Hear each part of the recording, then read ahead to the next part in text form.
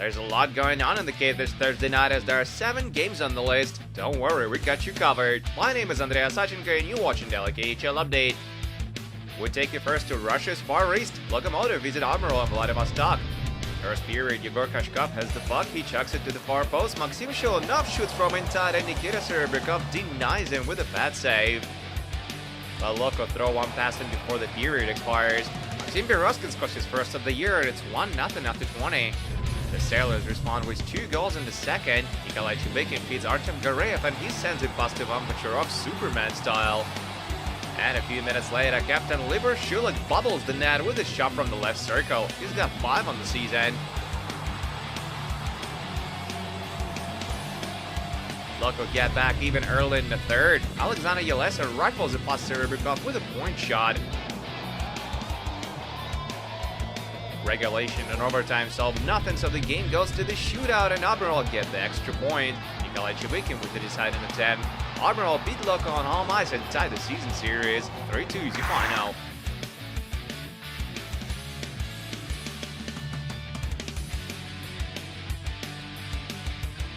We're off to Siberia now, where Red Army look to get their revenge as they face the Snowflakes. The Red and Blue get a goal in every period and skate to a solid win. Andrei Svitlakov opens things up late in the first. Sergei Plotnikov doubles the lead midway through the second as Daniil Yortaikin and Artem Sergeyev draw the helpers.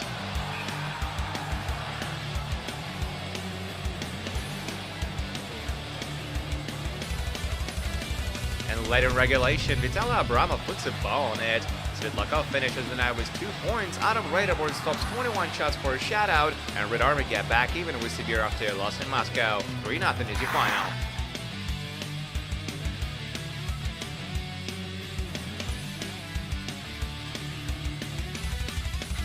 And now to Ufa for a blockbuster game between Salavat Yilaev and Metalurg. The hosts get off the board early. Rookie Alexander Khmelevsky one-times at home for his 7th of the season. He counts on a power play. Salavat improved their lead a few minutes later with another goal on the man advantage. This time Pavel Kolinov hammers it past Eddie Pasquale. Magnitka make it a 2-1 hockey game just over a minute later. Filip Payet tries to send it to the slot but gets a lucky bounce and a goal instead. Not a bad trade-off. Metalurg get a power play soon after that and they convert on it. Former Peterborough repeat Nikita Korostilov in just 3rd of the year. It gets quiet after that. No scoring in the second, but it doesn't go to OT. With less than 5 minutes remaining to play in regulation, Cody Kern hits the target for the win. Metalurg erase a 2-goal deficit and take it 3-2 on the road.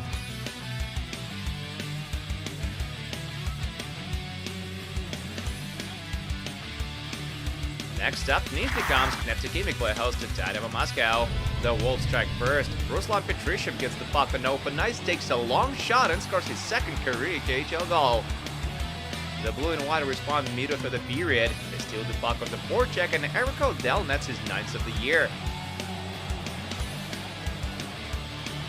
Second period now, Dynamo in the offensive zone. The puck squirts out to Maxim Sushko, who takes a hard shot and hits the iron. Unlucky. Moscow do get in the lead right after that though. Ilya Kablakov, who isn't exactly known for being a sniper, is credited with his 1st of the year. The Wolves tie it up before the intermission. Slava Leshenko finishes up the tic-tac-toe play to make it a 2-2 hockey game.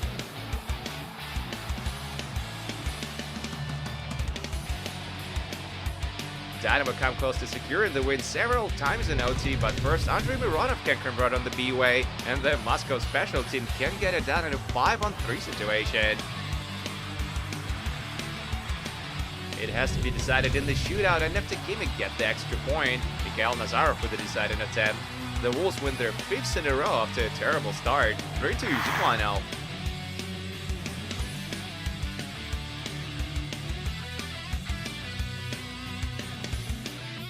There's another huge game tonight, and it takes place in Kazan. Akbars defend the ice against the top team of the East, Uptown Tbilisi are in town. Some ugly stuff in the first. Kirill Adamchuk runs into Kurtis Polk, and it's a knee-on-knee collision. That's an easy call for the ref to make. Adamchuk gets 5 in a game. The hosts come close to breaking the ice in the second frame as Mitchell Kagarliski gets loose and shoots from the hash mark, but he hits the post. What a chance wasted. After Tbilisi finally opened up the score midway through the period, Daniil Romantsov nets his third of the season. There's a huge hit right after that. Ilya Safonov spills Anatoly Golyshev overboard. Not a pleasant experience, that is. Safonov is also the one who ties it up late in the third. He gets his fourth of the season as he converts on a power play. The game goes to overtime. Allegli carries the puck on the odd man rush and feeds Romantsov for his second of the night. After Tbilisi missed Sergei Shirokov and Stepan Da Costa lose Curtis Volk along the way, and yet still beat Akbars for the third consecutive time this season. Romantsov strikes twice and Yekaterinburg take it 2-1 in overtime. Moving on to Nizhny Novgorod, where Igor Larionov start battle meet Boris. And it's Igor Larionov Jr. who opens up the scoring in this one. He sends it home in a 4-on-4 situation for his fourth of the season. Late in the period now, Boris on a power play. Lyndon Bay has a lot of wide eyes in front of him as he takes his shot and hits the post. That was close. Second period now, the Virstas with another man advantage, but they almost score on their own net. Nikita Boyarkin gets away with a careless pass. Astana bring it back to even early in the third. Ivan Mishenko puts it on net and Igor Fedorov takes care of the rest.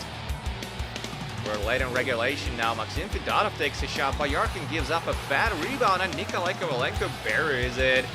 That forces Boris to pull Boyarkin for the extra skater, but it doesn't help. Dennis Yan hits the gaping net with a long shot, and that's game.